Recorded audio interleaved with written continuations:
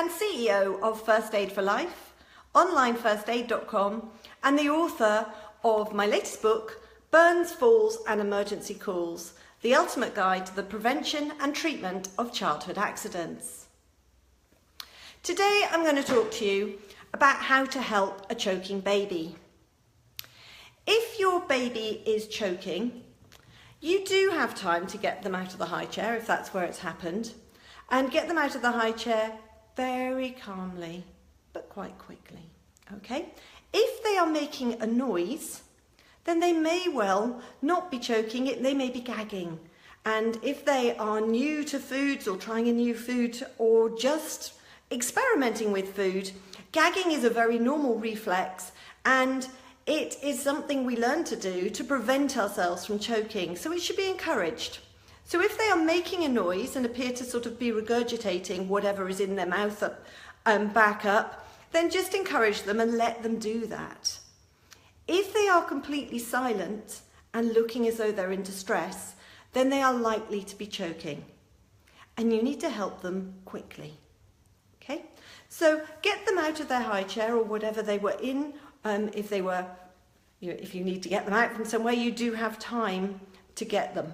Okay.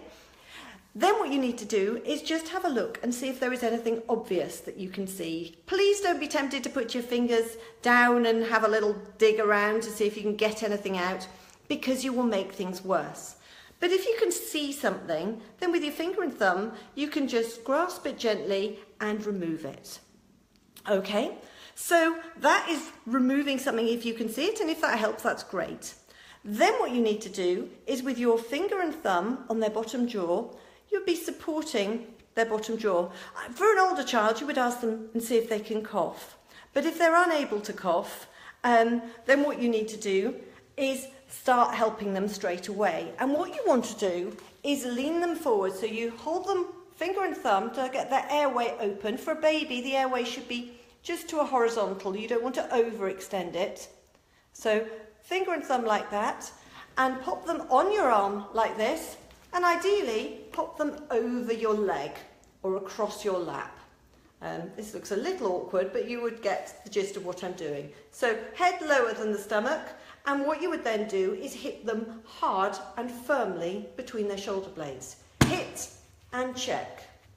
Hit and check.